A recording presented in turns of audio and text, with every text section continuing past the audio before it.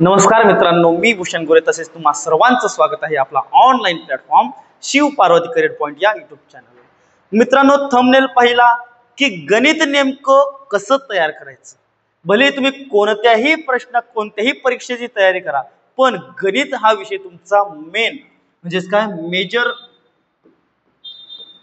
Major म्हणजेच काय महत्वाचा, कसा आपला महत्वाचा घटक म्हणून ओळखला जातो। म्हणजे महत्वाचा, इतका महत्वाचा घटक की तुमचं सिलेक्शन होणार किंवा नाही, तुमचं सिलेक्शन होणार किंवा नाही हे डिसाईड करण्याचं काम कोण करतं, तर आपलं गणित। ते कसं डिसाईड करतं तुम्हाला सांगतो। सर्वात आधी गणित तुमचं सिलेक्शन डिसाईड कसं करतं ते आपण सिलेक्शन डिसाईड कसं करतो। ठीक आहे, पोलीस भरती घ्या, रेल्वे घ्या किंवा आपलं SSC GD घ्या, आपण तिघींवर बोलू आज। ठीक आहे, पोलीस, रेल्वे आणि SSC GD। ठीक आहे, SSC GD। आता तुमचं गणित हे सिलेक्शन डिसाईड कसं करतं हा मेन फॅक्टर। ठीक आहे, आता याच्यामध्ये पोलीस मध्ये 4 विषय आपले कोणते, गणित, बुद्धिमत्ता, त्याच्यानंतर मराठी आणि जीके। काय आहे, मराठी आणि जीके। रेल्वेमध्ये 3च येते, ग्रुप डी मध्ये सायन्स एक्स्ट्रा धरून चाला, किंवा बाकी NTPC मध्ये गेले तर काय, तर आपले बुद्धिमत्ता, जीके, गणित आणि विज्ञान, काय येईल, विज्ञान। ठीक आहे, आणि SSC GD मध्ये जर गेले, कशामध्ये, SSC GD, तर हिंदी व्याकरण, ठीक आहे, नंतर तुमचं बुद्धिमत्ता, गणित आणि शेवटी काय येणार आहे आपलं मग जीके। काय येणार आहे, जीके। आता हे 4 लिहून देण्याच्या मागचं कारण काय हे तुम्हाला आधी समजावून सांगतो, आणि गणित हा आपला सिलेक्शन देणारा विषय कसा आहे आणि एका विद्यार्थ्याची तुम्हाला गोष्ट सांगतो। सर्वात आधी तर या गोष्टीवरून सुरुवात सांगतो। एक माझा मित्र होता SSC GD तयार करणारा, आणि पोलीस भरतीचे तर रेग्युलरच भेटता। कर भाऊ कितीनं राहिलं, सर 2 ते 4 मार्कांना राहिलं। कशात राहिलं बरं, सर सर्वातच जमत होतं, फक्त गणित थोडस जरी जमलं असतं ना तरी आपलं काम 100%। भाऊच्या अंगात आज काय राहिली असती, वर्दी राहिली असती।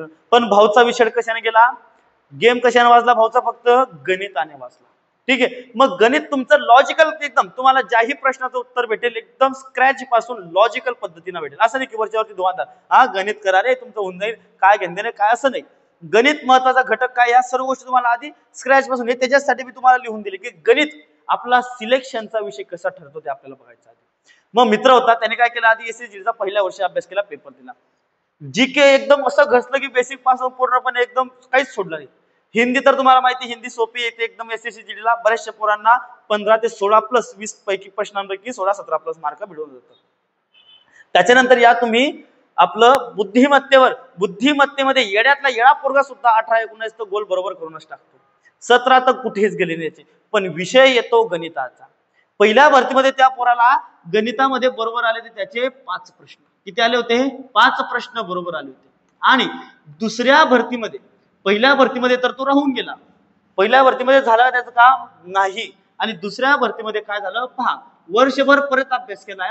पहिल्या भरतीमध्ये जीके ला मार्क होते 12, म्हणजे त्याचे 6च प्रश्न बरोबर होते पहिल्या भरतीत, आणि दुसऱ्या भरतीतही काय झालं, 5च प्रश्न बरोबर होते। कशाचे, जीकेचं वर्षभर अभ्यास करून नाही, इथं 6 प्रश्न बरोबर होते, या ठिकाणी त्याचे 5च प्रश्न बरोबर होते, म्हणजे 5 दुने 10 मार्क त्याला या ठिकाणी पडले। पण या ठिकाणी गणितात किती मार्क प्रश्न आले, त्याचे 16 प्रश्न बरोबर आले। गणिताचे किती प्रश्न बरोबर आले, 16, आणि जवळपास 5 वरून 16 म्हणजे किती, 11 प्रश्न वाढले, आणि 11 दुने 22, आणि हे जे आजचे जे 22 मार्क होते त्याला, त्या 22 मार्कांनी त्याचं आज तो BSF मध्ये।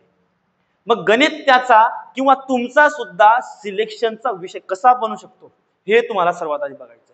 मग आपण सर्वात आधी पोलीस भरतीबद्दल बोलू, किंवा पोलीस भरती सोबतच आपण रेल्वे आणि SSC GD बद्दल। मग बुद्धिमत्ता तिघींमध्ये कॉमन आहे।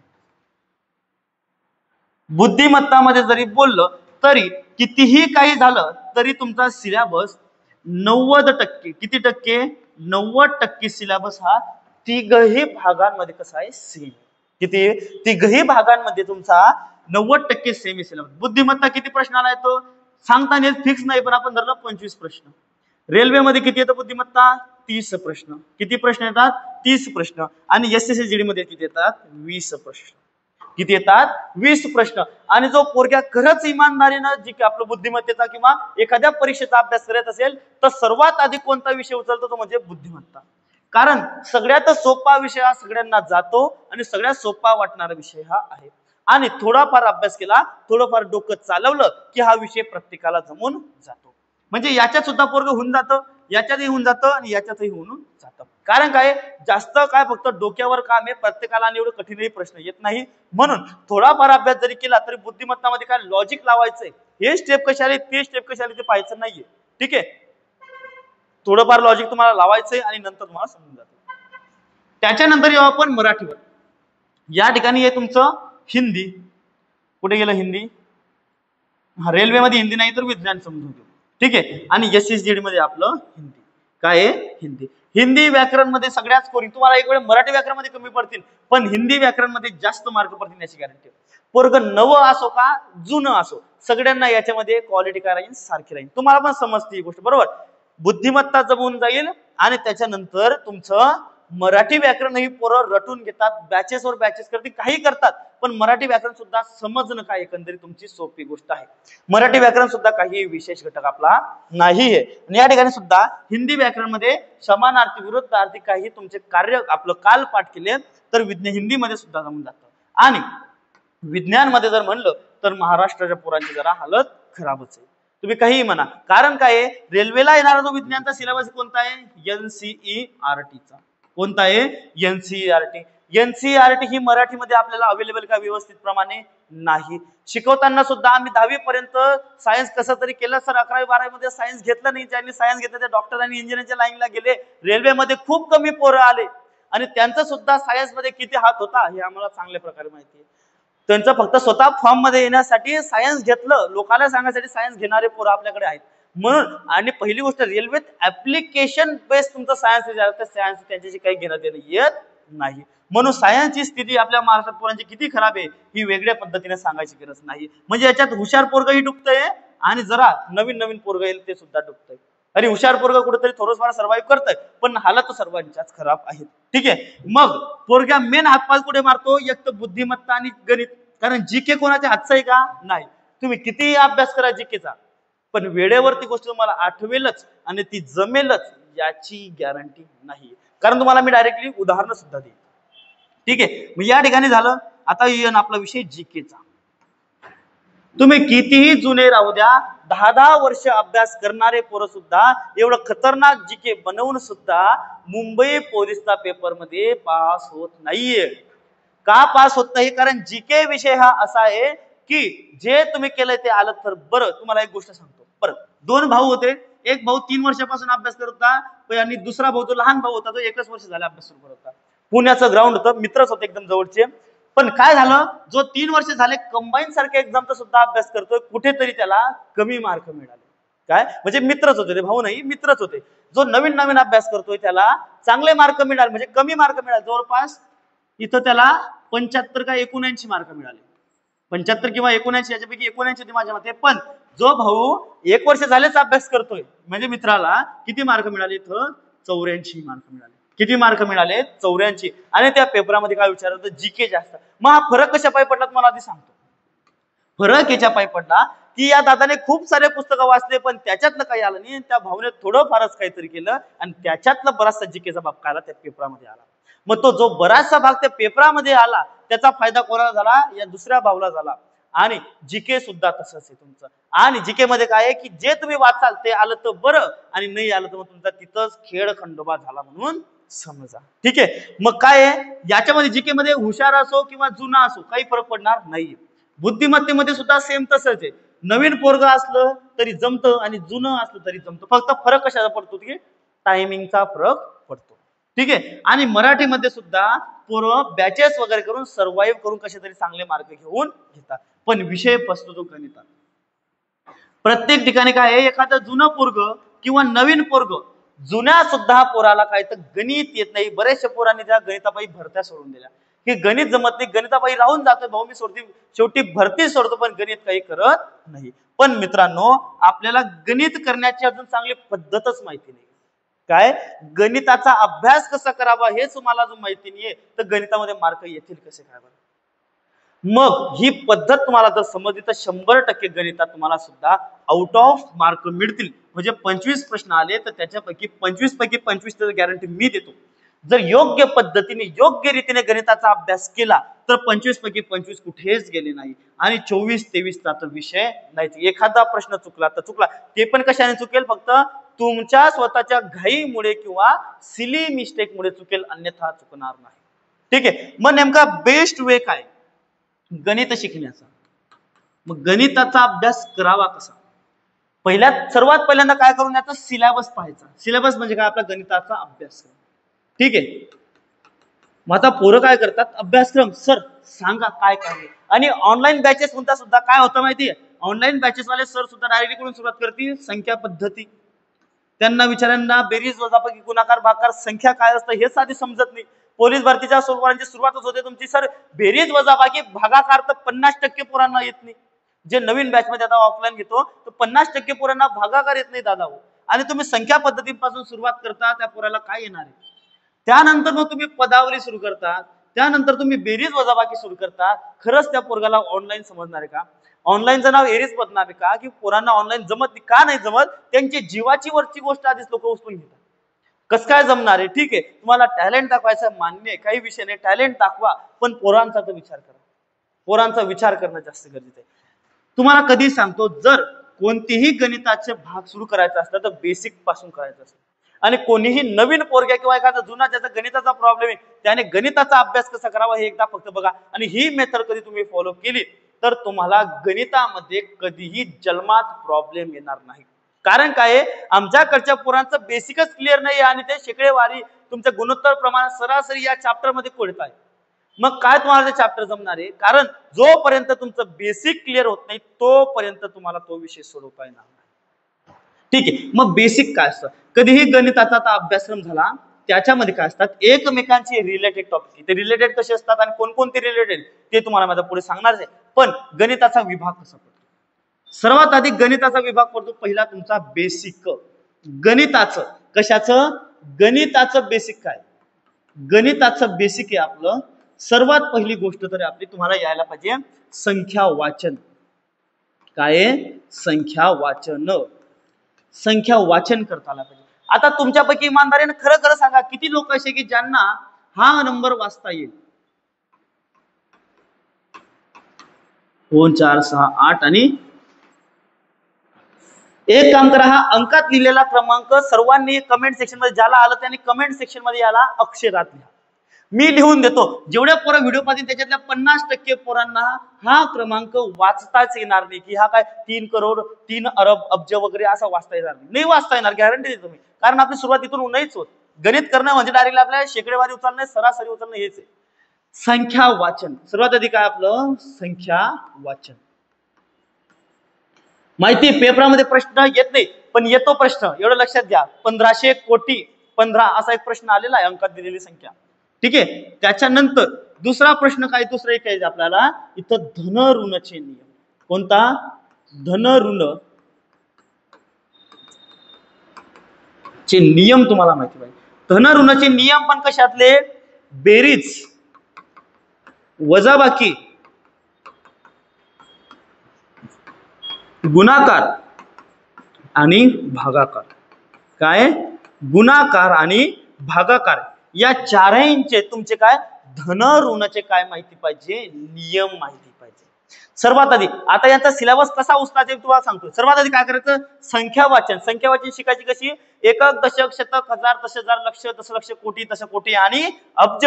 याच्यानुसार जेव्हा तुम्ही संख्या वाचा त्याच्यापुढे पण खर्व निखर्व शंकू महाशंकू ते खूप काही आहे, त्याच्याशी आपल्याला घेणं देणं काही नाही. पण तुमचं कमीत कमी 10 संख्या म्हणजे काय? अब्ज पर्यंत तरी तुम्हाला संख्या वाचन करता आलं पाहिजे, अन्यथा पुढे तुम्हाला प्रॉब्लेम येऊ शकतो. ठीक आहे. मग इथपर्यंत का आपण तुम्हाला मग एकक दशक शतक हजार दशहजार लक्ष दशलक्ष कोटी दशकोटी आणि अब्ज यांचा पुढे काय वापर होईल तुम्हाला व्यवस्थित सांगेल.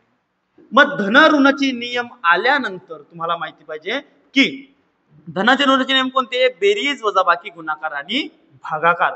मग तुम्हाला शिकता आलं पाहिजे काय? वजाबाकी. काय आलं पाहिजे? वजाबाकी. वजाबाकी बऱ्याचशा पोरांना नाही जमत. तुम्हाला काही वाटत द्या, वजाबाकी करता आली पाहिजे. पॉइंट्स मधली झाली, साधी झाली, याच्यामध्ये खूप फरक आहे. जेव्हा प्रश्न समोर येतो तेव्हा आपलं डोकं फिरतं आणि तुम्हाला वाटत आम्ही एवढ्या मोठ्या प्रश्नाची तयारी करतो, रेल्वेची तयारी करतो, वजाबाकी शिका का? अरे दादा, तुला वजाबाकी नाही येणार तर चांगला प्रश्न देऊ देतो. बेसिक पासून व्यवस्थितरित्या वजाबाकी येणं गरजेचं आहे. शिकण्याच्या गोष्टी बेरीज सर्वांनाच येते, त्याच्यानंतर तुम्हाला भागाकार आला पाहिजे. काय? भागाकार. आणि मग नंतर गुणाकार. गुणाकाराशिवाय भागाकार जमणार नाही आणि गुणाकार हा तुम्हाला बेरजेशिवाय जमणार नाही. हे चारही गोष्टी एकमेकांना लिंक आहे. काय? हे चारही गोष्टी एकमेकांना लिंक कशा आहे? बेरीज म्हणजे काय? एखाद्या दोन गोष्टींची एकमेकांमध्ये मिळवणे. वजाबाकी म्हणजे काय? त्या दोन गोष्टींना एकमेकांमधून कमी करणे, म्हणजे मोठ्या गोष्टीतून छोट्या गोष्टीला कमी करणे.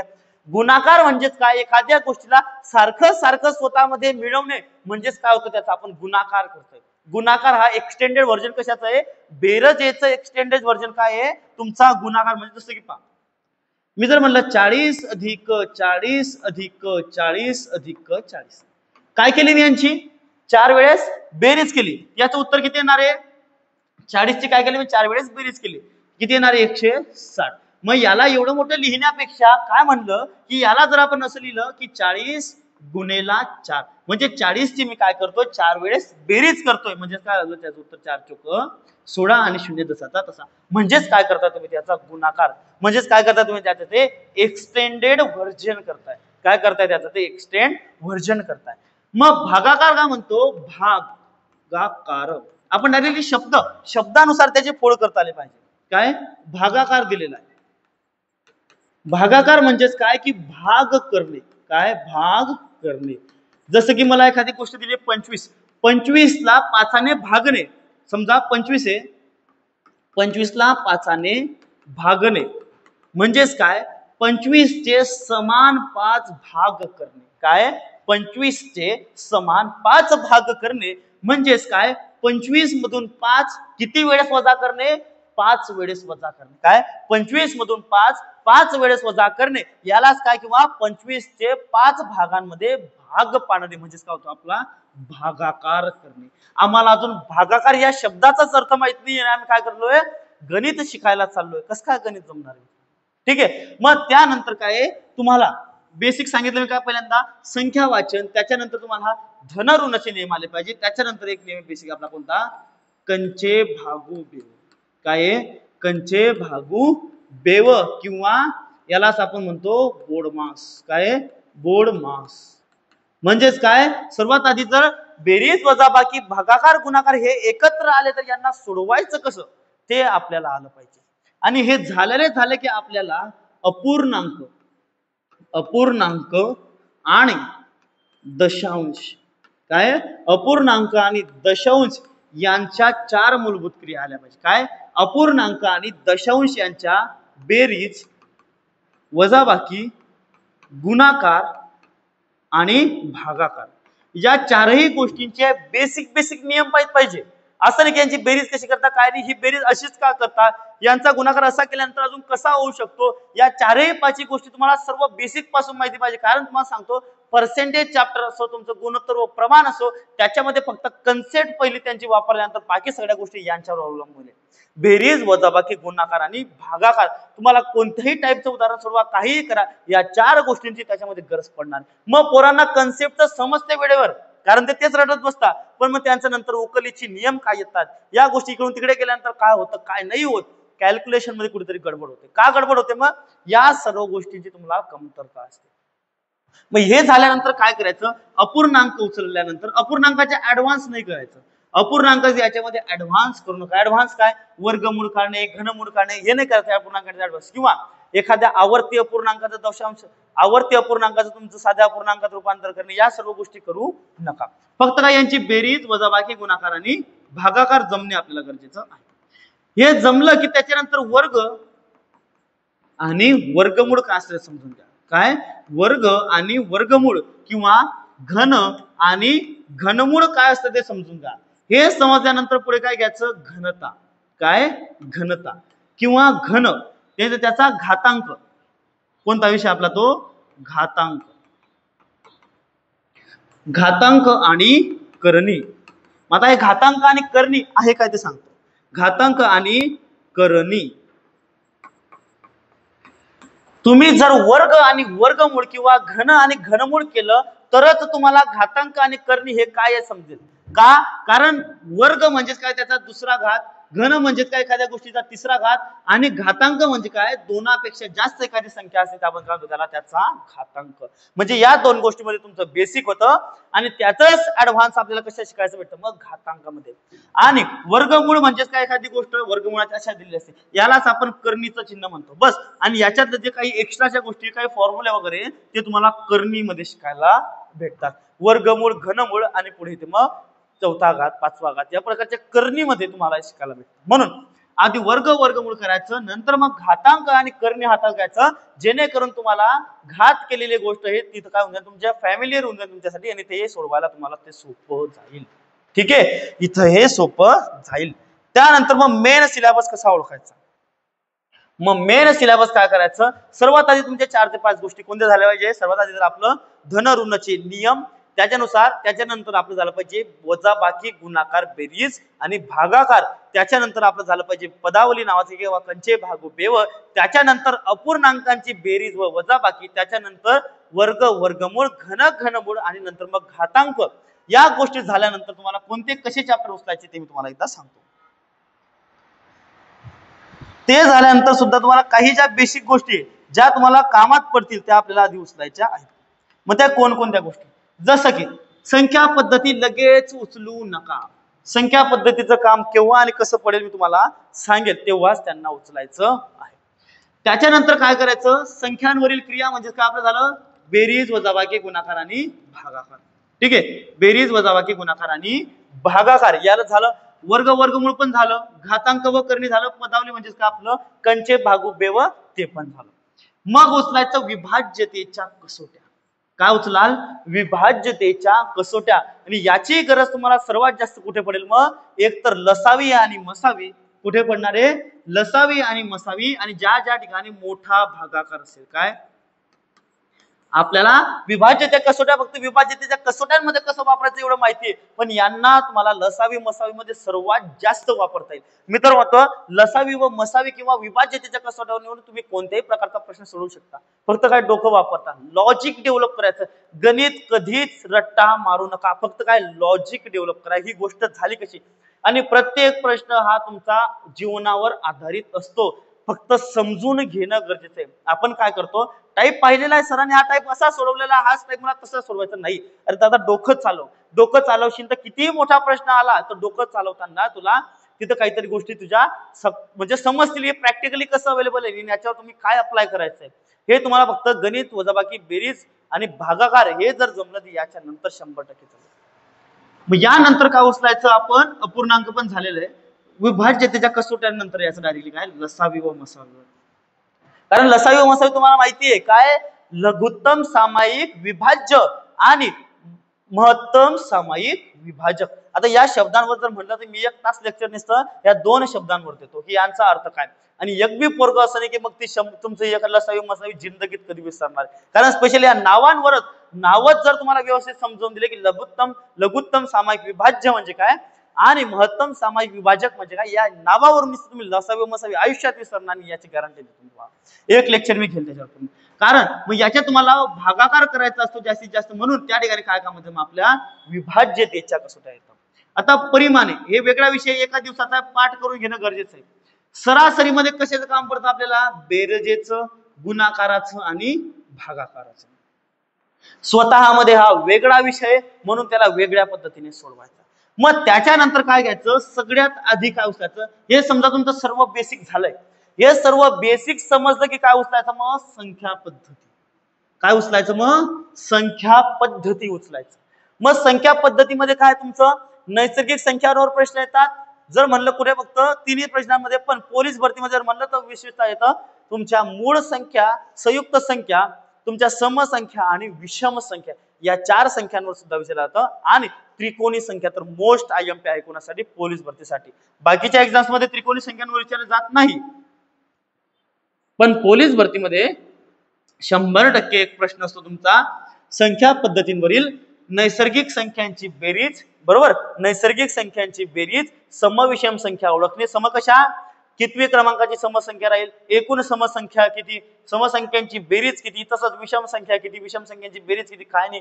याच्याबद्दल तुम्हाला कन्सेप्च्युअल माहिती जर असली तर 100% कोणताही प्रकारचा प्रश्न तुम्ही समसंख्या आपलं संख्या पद्धतीवर सोडवतात. संख्या पद्धतींमध्ये एकूण किती संख्या पद्धती येतात, जवळपास 17 ते 18 संख्या पद्धती. त्यापैकी तुम्हाला फक्त 10 संख्या पद्धतींवर तयारी करायची आहे. सहमूळ संख्या, जोडमूळ संख्या या सर्वांवर तुम्हाला काय करायची, तयारी करायची, या बाकी जमून जाते. ठीक आहे. मग संख्या पद्धती झाली की याच्यावर डिपेंड येतं तुमचं श्रेणी चॅप्टर, अंकगणितीय श्रेणी. अंकगणितीय श्रेणी तुम्ही 10वीचं बीजगणिताचं पहिलं चॅप्टर पहा, त्याच्यात समजेल. याच्यामध्ये 2 फॉर्म्युले ते तुम्हाला पाठ करायचे. कोणता, एक आहे तुमचा टीएनचा आणि दुसरा आहे तुमचा एसएनचा. टीएन म्हणजेच काय, टोटल नंबर्स, काय आहे, टोटल नंबर्स, आणि काय आहे, सम ऑफ नंबर. एसएन म्हणजेच काय, सम ऑफ नंबर्स, म्हणजे एकूण किती क्रमांक. तसे तुम्हाला विचारलं जातं की 700 ते 800 मध्ये 7ने भाग जाणारी एकूण क्रमांक किती, हा झाला पहिला. आणि दुसरा प्रश्न काय विचारला जाईल की 7ने भाग जाणाऱ्या एकूण संख्यांची बेरीज किती, काय 7ने भाग जाणाऱ्या एकूण संख्यांची बेरीज किती. मग हे येतं आपलं श्रेणीमध्ये, हे 2 फॉर्म्युले श्रेणीमध्ये पाठ करायचे, टीएन आणि एसएन चे. एखाद्या दिवशी लेक्चर गेले याच्यावर पण छोटंफार, आणि तुम्हाला त्याच्यावर समजावून देईल. ठीक आहे. बरेचदा असे पण प्रश्नामध्ये ते वापरले, तुम्हाला माहिती ते फॉर्म्युले काय. त्याच्यानंतर संख्या पद्धती झाली की श्रेणी उचललं की तुम्हाला आता काय आलेलं आहे, संख्यांबद्दल नॉलेज आलेलं आहे. तुम्हाला बेरीज, वजाबाकी, गुणाकार, भागाकार, अपूर्णांकांचं सुद्धा जमायला लागलेलं आहे. आता तुम्ही प्युअरली गणितामध्ये प्रवेश केलेला आहे. काय, पूर्णपणे गणिताचं तुमचं बेसिक कव्हर झालेलं आहे. आणि आता तुम्ही पुढचं गणित उचलण्यासाठी काय झालेलं आहे, सक्षम झालेला आहे. आणि एवढा भाग झाल्याशिवाय कधीच, मी तर म्हणतो शेकडेवारी, नफा तोटा, सरासरी या विषयांना हात लावू नये. माझं तरी असं म्हणणं आहे, आधी बेसिक क्लिअर करा, मग जी काय झक मारायची ते मारायची. कारण काय, शेवटी या भाषेत सुद्धा बोलत चालतं. काय, कारण आपण आधी शेकडेवारी घेतो, बाकीचं आपलं कव्हर नसतं, आणि त्याच्यानंतर प्रश्न पडतात, आपल्याला जमत नाही. म्हणून काय करायचं, हे झाल्यानंतर तुमचे बरेचसे टाईप इथेच कव्हर झाले. आता काय उचलायचं डायरेक्टली, मग तुम्ही शेकडेवारी. सरासरीचं वेगळं चॅप्टर आहे, केव्हाही उचललं केव्हाही काही केलं तर काही प्रॉब्लेम नाही. 3 प्रकारचे जास्तीत जास्त प्रश्न विचारले जातात सरासरीवर. मग त्याच्यात तुमचं क्रिकेट वगैरे याच्यावर फक्त ते फिरवल्या जातं, पण प्रकार 3च असतात. एक खट्टे काय केलं जाईल, तुम्हाला एकच फॉर्म्युला सरासरीचा. काय सरासरीचा फॉर्म्युला, काय आहे, सर्व संख्यांची बेरीज. सर्व एका फॉर्म्युला, मी आताही चॅलेंज करतो, कोणताही प्रश्न आणा, सरासरीचा एकच फॉर्म्युला घेतो आणि त्या एकाच फॉर्म्युल्यावरून कोणत्याही प्रश्नाचं उत्तर काढतो, याची गॅरंटी देतो. एकच फॉर्म्युला कोणता, सर्व संख्यांची बेरीज, त्याच्यानंतर भागेला एकूण संख्या. एकूण संख्या किती, आपल्या 5 संख्या, 6 संख्या, बरोबर काय तर तिथं आपलं सरासरी. काय तर बरोबर आपली त्यांची सरासरी. सरासरी काय आहे, हे स्वतःमध्ये एक चॅप्टर, त्याला शिकवायला जवळपास 4 ते 5 दिवस लागतात. मी कारण माझं शिकवायची पद्धत असते, मी कोणती गोष्ट एकदम बेसिक पासून उचलतो आणि एकाच फॉर्म्युल्यावर त्याचं उत्तर कसं येईल हे बघतो. म्हणून मला तरी कमीत कमी 6 दिवस हे चॅप्टर शिकवायला लागतात. बाकीच्यांचं मला काही माहिती नाही, कारण माझा उद्देश हा आहे की जो ढब्बूतला ढब्बू पोरगा आहे त्याला सुद्धा हे चॅप्टर यायला पाहिजे, बस एवढंच. 3 ते 4 प्रकारचे प्रश्न याच्यावर येतात, त्याच्याशिवाय जास्त प्रश्न विचारले जात नाही. ठीक आहे. पुढचा टॉपिक आहे आपला, मग याच्यानंतर काय उचलायचं, डायरेक्टली शेकडेवारी. आता जर शेकडेवारी उचललाच आहे, शेकडेवारी उचललाच आहे, तर शेकडेवारी फक्त एकच चॅप्टर नाहीये आपलं की सर शेकडेवारी केलं आणि मी आता गुणोत्तर व प्रमाण उचलतो, चालणार नाही. जर गुणोत्तर व प्रमाण उचललं तर तू ये दादा, शेकडेवारी करण्याचा काहीच फायदा नाही. शेकडेवारी जर उचललं ना, शेकडेवारी एकदा चॅप्टर उचललं की नफा तोटा, सूट, कमिशन, दलाली, भागीदारी, सरळ व्याज व चक्रवाढ व्याज, हे सर्व चॅप्टर झाल्याशिवाय थांबायचं नाही. शेकडेवारी हे एकच चॅप्टर नाही एकामध्ये. शेकडेवारीचे मेन 4 टाईप आहे, ते 4 टाईप केले जर तुम्ही. शेकडेवारीचं एकच कोणतं सूत्र आहे तुमचं, एकूण अंक भागेला खाली काय ते तुमचे एकूण संख्या, एकूण संख्या वरती दिलेली संख्या आणि गुणेला 100. एकूण संख्या वर खाली एकूण संख्या वरती दिलेली संख्या आणि गुणेला 100. ते एकावर त्याचे फक्त 4 टाईप. मी शिकवताना किती टाईप शिकवतो, फक्त 4 टाईप. म्हणजे एकूण दिलेली याची एकूण पर्सेंटेज किती आहे किंवा याचे इतके पर्सेंटेज ते किती येतील काय नाही, हे 4च टाईप आहे. हे 4 टाईप जर तुम्हाला शेकडेवारी जमले तर याच्यानंतर शेकडेवारीचा कोणताही प्रश्न कसाही येऊ तुम्हाला 100% सोडवता येईल याची गॅरंटी. म्हणजे काय, कारण स्वतः चॅप्टर मध्ये एक बेसिक गोष्ट असते. शेकडेवारी म्हणलं तर शेकडेवारीचं स्वतःच काही एक बेसिक आहे आणि त्या बेसिक वरच आधारित काय तुमचे ऍडव्हान्स प्रश्न त्याच्यावर काय आहे ऍडव्हान्स. आता बघाल तुम्ही पुढे जे आपली 90 डेजची सिरीज चालेल त्याच्यावर कोणताही प्रश्न कसा येऊ तुम्हाला मी बेसिक 4 टाईप मध्ये शिकवून देईन. त्या 4 टाईपवर प्रत्येक प्रश्न कसा आपला सुटतो ते तुम्ही बघाल. मग पुढे 100% याच्यावर निर्भर आहे आपला नफा तोटा. नफा तोटाची वेगळी एक कन्सेप्ट शिकणार फक्त कोणती नफा केव्हा होतो तोटा केव्हा होतो. नफा तोटामध्ये पर्सेंटेज काढत असताना आधी खाली नफा आपलं खरेदी किंमत घेतली जाते का विक्री किंमत घेतली जाते हे महत्वाचं आहे. त्याच्यावर लोकांनी खूपच काय करलेले एकंदर तुम्ही म्हणू शकता त्याच्यावर ट्रिका बनवल्या. ट्रिका करू नका मित्रांनो तुमच्या पेपरात लक्षात राहणार नाही. गणिताचं जेवढं तुम्ही बेसिक वर निर्भर राहाल तेवढं पेपरामध्ये थोडा टाइम जाऊ द्या वाटलंच तर खूप टाइम भेटतो पेपरामध्ये आपल्याला गणित सोडवायला आणि बेसिक पासून खरंच तुम्ही जर इमानदारीने प्रॅक्टिस केली तर खूप वेळ वाचतो. ट्रिकांच्या जास्त भरोशावर राहू नका. शेवटपर्यंत मी एकच गोष्ट सांगेन ट्रिका मी पण शिकवतो पण पोरांना मी आधी बेसिक शिकवून देतो कारण बेसिक जर जमलं तर ट्रिकांना नाही पण प्रश्न जमला तर तुम्हाला येतो म्हणजे येतो. शेकडेवारी उचलला म्हणजे नफा तोटा त्याच्यानंतर उचलायचा असेल सूट कमिशन त्याच्यावर उचलायचे कारण सूट कमिशन दलाली हा भाग कशाचा आहे तुमचा नफा व तोटाचाच एक भाग आहे. भागीदारी सुद्धा तोच भाग आहे. मग नंतर सरळ व्याज आणि चक्रवाढ व्याज याच्यामध्ये सुद्धा मेन टॉपिक आपला येतो शेवटी शेकडेवारी. याच्या सुद्धा एकच कोणता फॉर्म्युला सरळ व्याज मध्ये कोणता आहे आपला मदक म्हणजेच काय मुद्दल दर कालावधी आणि भागीला 100 बरोबर काय आपलं सरळ व्याज. आणि या एकाच फॉर्म्युल्यावरून कोणताही प्रश्न आणा या एकाच फॉर्म्युल्यावरून सोडवून देण्याची गॅरंटी. ठीक आहे. त्याच्यानंतर चक्रवाढ व्याज. चक्रवाढ व्याजाचा फॉर्म्युला स्वतःमध्ये किती कचकट आहे तुम्हाला माहिती आहे पण चक्रवाढ व्याजाची एक विशेष मेथड ते म्हणजे काय टेबल मेथड आहे. टेबल मेथड त्याच्यानुसार त्याचे कोणतेही प्रश्न सोडवायचे आहे. मग कसा का टाईप येऊ सरळ व्याजाने तुमचा चक्रवाढ व्याजाचा फरक दिलेला असला तरी त्याच्याहून त्या टेबल मेथड मध्ये नुसार 60 जास्तीत जास्त 30 सेकंदात उत्तर आपलं सुटतं. आणि कसं येतं काय नाही आपण जेव्हा सरळ व्याज चक्रवाढ व्याज जेव्हा घेईल तेव्हा मुख्यतः बघा. पण महत्वाचा घटक काय सांगतोय मी हे 5 चॅप्टर एकत्र करायचे एका पाठोपाठ एक हे 5 चॅप्टर घेतल्याच गेले पाहिजे. जर घेतल्या गेले नाही तर कुठेतरी आपल्याला गणित मग कठीण जायला लागेल. त्याच्यानंतर उचलायचा महत्वाचा घटक गुणोत्तर व प्रमाण म्हणजे कोणताही घटक केव्हाही उचला पण एकदाचा उचलला ना त्याच्यासोबत किती चॅप्टर झालं पाहिजे हे तुम्हाला सांगतो. महत्वाचे घटक कोणकोणते तुमचं लसावी व मसावी शेकडेवारी सरासरी स्वतःमध्ये वेगळा आहे. त्याच्यानंतर आपलं गुणोत्तर व प्रमाण कारण यांच्यावर निर्भर काय तुमचे बाकीचे टॉपिक आहे काय आहे या सर्वांवर निर्भर काय आपले बाकीचे टॉपिक आहे. तुम्ही एकदाच गुणोत्तर व प्रमाण जर उचललं तर गुणोत्तर व प्रमाण उचलल्यानंतर याच्यासोबत मिश्रण झालंच पाहिजे आणि मिश्रणासोबत काय झालं पाहिजे वयवारी काय वयवारी हे तीनही चॅप्टर काय एकाच कन्सेप्टवर चालतात. ते म्हणजे कोणतं तुमचं गुणोत्तर व प्रमाण हे ज्याला आलं त्याला मिश्रणे आणि वयवारी हे तीनही चॅप्टर एकाच वेळेस उचलले गेले पाहिजे. म्हणजे काय तुमचं गुणोत्तर व प्रमाण संपलं लगेच मिश्रणे उचला मिश्रणे संपलं लगेच वयवारी उचला. हे तिन्ही चॅप्टर एकमेकांना लागून जर केले ना तर तुम्हाला काहीही कठीण जाणार नाही प्रश्न सोडवायला सोपं जाईल. मग त्याच्यानंतर काय करायचं हे सर्व उचलणं झालं मी काम व काळ कोणासोबत उचलायचं मग लसावी मसावी सोबत.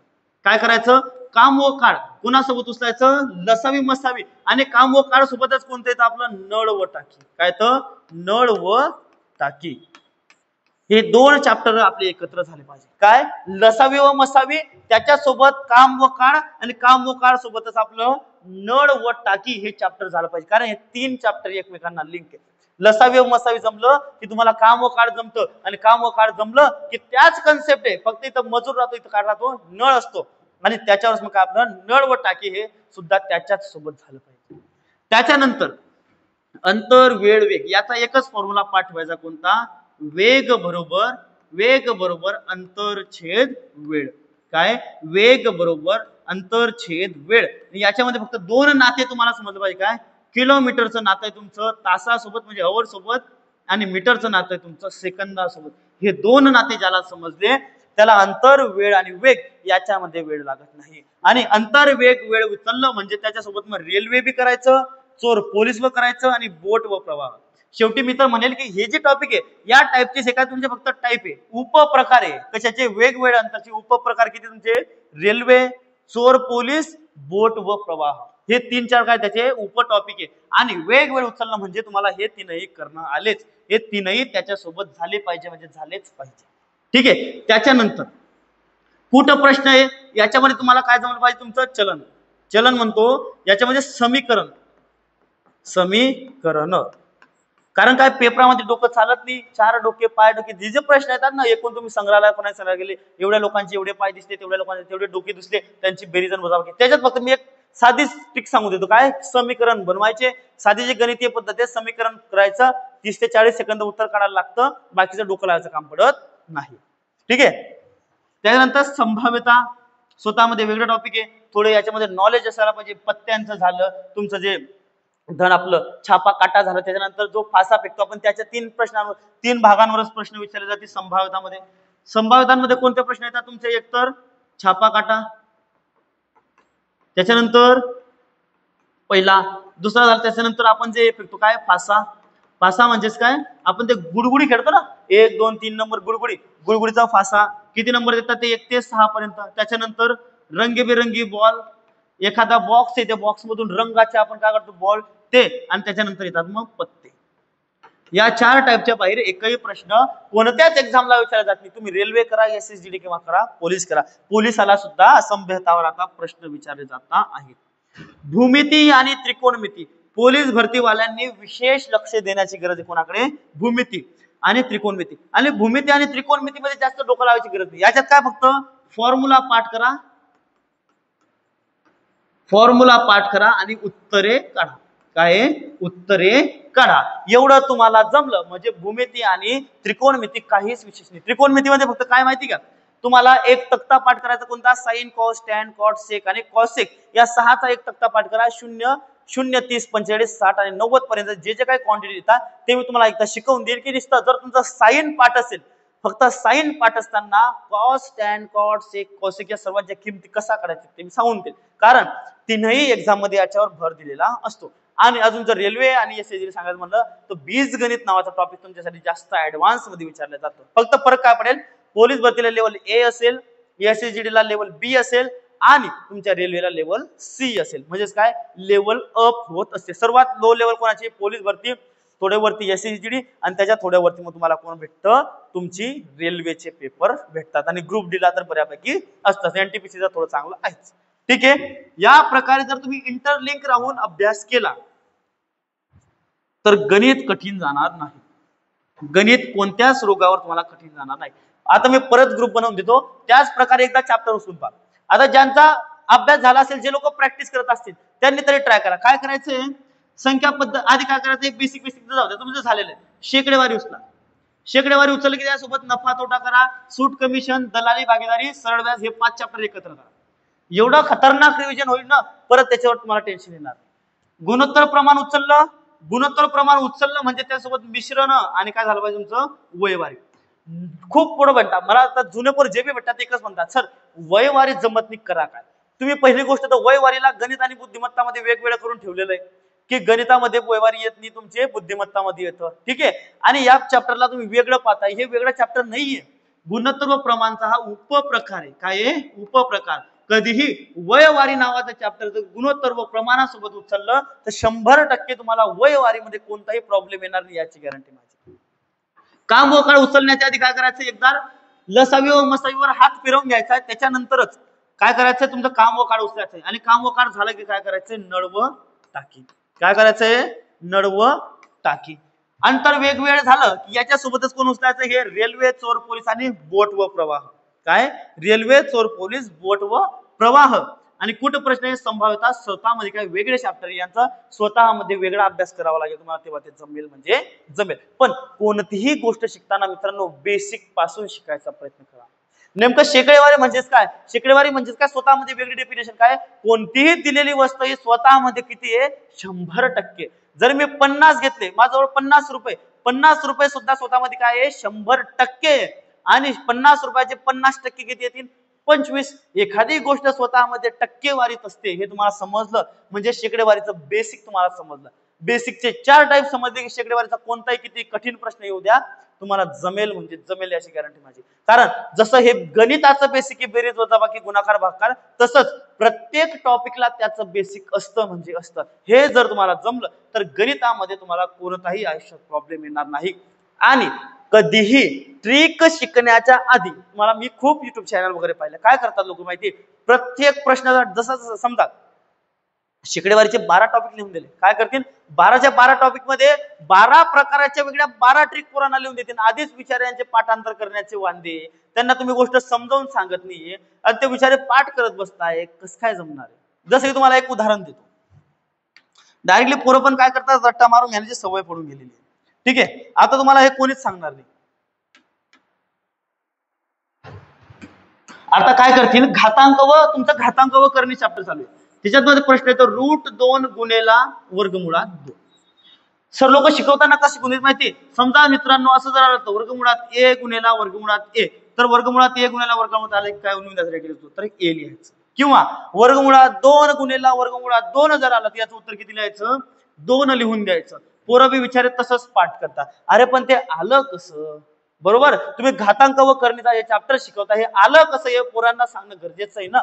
जसं की पहा, आता घातांकाचा पहिला स्टेप काय, एचा घातांक बी गुणेला एचा घातांक सी, तर आपण याला कसं लिहितो, एचा घातांक बी अधिक सी. तसंच वर्गमुळात जी ही संख्या तिला आपण कशी लिहितो तुम्हाला माहिती काय, 2चा घातांक 1/2 गुणेला 2चा घातांक 1/2. म्हणजे बेसिक पाठ कसं असतं, बेसिक नुसार पाठ करायची गरज नाही, तुम्हाला समजून घ्यायचंय. ठीक आहे, मग आता काय दोन्ही अंक साठी पाया समान आहे, घातांक सुद्धा समान आहे. काय लिहू आपण, 2चा घातांक 1/2 अधिक 1/2. काय आहे, 2चा घातांक 1/2 अधिक 1/2 आणि यांची बेरीज किती रे पहा, 1/2 अधिक 1/2 पाया समान 2, 1 आणि 1 2, 2 1 2. मग काय आला, 2चा घातांक 1 म्हणजे उत्तर काय आलं, त्याचा कोणत्याही संख्येचा घातांक 1 काय असतो, मग स्वतः तीच संख्या काय असते, तीच संख्या. पहा मग रट्टा मारणं गरजेचं आहे का, तुम्ही जर घातांक शिकताच आहेत तर घातांकाचा हा बेसिक उपयोग तुम्हाला करता आला पाहिजे. हे काय मग प्रत्येक घटकाचं बेसिक, आणि बेसिक तुम्हाला जर समजलं मित्रांनो, कोणताही गणिताचा टॉपिक तुम्हाला हार्ड जाणार नाही याची गॅरंटी माझी. कारण जेव्हा तुम्ही एखाद्या गोष्टीचा त्याच्या का आलं, फक्त गणित शिकताना एकच प्रश्नाचं उत्तर शोधायचं, हे आलं कसं, हे जर कसं आलं तुम्हाला समजलं तर शेवटी समजा तुम्हाला गणित जमायला लागलं म्हणून. ठीक आहे, आता पहा बीजगणितामध्ये तुम्हाला एक फॉर्म्युला पाठ करून द्याला, कोणता, ए चा वर्ग म्हणजे काय, ए अधिक बी चा वर्ग बरोबर ए वर्ग अधिक 2ab अधिक बी चा वर्ग. खूप मुलं पाठ करून ठेवतात ते रट्टा, पण त्यांना माहितीच नाही की हे आलं कसं. तुम्हाला जर बेसिक पासूनच सांगितलं की वर्ग म्हणजेच काय, त्या अंकाची स्वतःसोबत 2 वेळेस, जसं की 2चा वर्ग काय लिहितो आपण त्याला 2 गुणिला 2, तसं मला काय सांगितलं ए अधिक बी चा वर्ग, मग काय लिहिल मी त्याला, ए अधिक बी गुणेला ए अधिक बी. काय लिहिल मी त्याला, ए अधिक बी गुणेला ए अधिक बी बरोबर. मग याचा गुणाकार करताना कसा करतो आपण, हे गुणाकाराचे बेसिक नियम आहे ना, तुम्ही गुणाकार शिकता ना, मग गुणाकारात मला हे गोष्टी शिकवल्याच जात नाही, म्हणून तुम्हाला हे फॉर्म्युला कसा आला हे समजत नाही. मग याच्या गुणाकाराची काय पद्धत असते, जसं दिलं असेल या संख्येने या दोघींना एक वेळेस गुणायचं, नंतर या संख्येने या दोघी संख्यांना एक वेळेस गुणायचं. जसं की ए ने ए ला गुणलं, काय ए गुणेला ए चा वर्ग अधिक, समजा बेसिक पासून लिहू, ए गुणेला ए अधिक ए गुणेला बी, त्याच्यानंतर अधिक या संख्येने आता या दोघींना गुणायचं असतं, बी गुणेला ए आणि अधिक बी गुणेला बी, काय बी गुणेला बी. हे 2 वेळेस लिहिलाय, वर्ग म्हणजेच काय लिहायचा, याचा वर्ग होईल, कशाचा, ए चा वर्ग अधिक ए गुणेला बी, गुणाकार होईल का, नाही, मग ए बी जसं तसं लिहिलं, फक्त गुणाकाराचं चिन्ह काढलं. ठीक आहे, अधिक मला सांगा 4 गुणेला 5 करा किंवा 5 गुणेला 4 करा, उत्तर बदलणार आहे का, उत्तर किती येणार आहे, 20च येणार. अरे मी एवढे पोरं पाहिले की यांचा ए आणि बी लिहिला, सर तुम्ही असं का बरं लिहिलं, कारण काय त्यांनी रट्टा मारून ठेवलाय पूर्ण. अरे दादा तू 4 गुणेला 5 कर किंवा 5 गुणेला 4 कर, तुझं उत्तर 20च येणार आहे. तू दगडावर डोकं मार किंवा डोक्यावर दगड मार, डोकं तुझंच फुटणार आहे. शेवटी ते समजून घेणं गरजेचं आहे. मग हे काय लिहिलं, मग मी ए गुणेला बी लिहिलं अधिक या बी गुणेला बी काय, बी चा वर्ग. मग ए चा वर्ग जसा तसा ए बी अधिक ए बी, किती ए बी झाले, हे 2 ए बी झाले, किती ए बी झाले, हे 2 ए बी, आणि हा काय झाला मग बी चा वर्ग. शेवटी होता फॉर्म्युला कोणाच्या वर्षावर, गुणाकाराच्या. कोणाच्या वर्षावर होता, गुणाकाराच्या. पण आमच्या मास्तरनं आम्हाला गुणाकार एवढा शिकवला की पिंट्या 52 गुणेला 6 एवढाच गुणाकार आम्हाला येतो, 4-5 अंकांचा, फक्त अंकांचाच गुणाकार आम्हाला शिकवलं. एबीसीडी असलं की गुणाकार कसा होतो ते आम्हाला शिकवलं नाही. तुम्हाला कोणताही फॉर्म्युला एबीसीडीच्या स्वरूपातच का दिला जातो, कारण ही लिंक तुमची याच्या जागेवर तुम्ही कोणताही अंक ठेवू शकता आणि त्याचा गुणाकार करू शकता. आता ही जी पद्धती, हा एक गुणाकाराचा एक फॉर्म्युला आहे. जेव्हा जेव्हा तुमच्या समोर मोठा गुणाकार येईल तेव्हा हा फॉर्म्युला वापरून तुम्ही त्याला सोप्या पद्धतीने सोडवू शकता. जसे म्हणजे एखादा गुणाकार समजा 508 गुणिला करायचंय तुम्हाला 62. किती करायचंय? 508 गुणिला 62.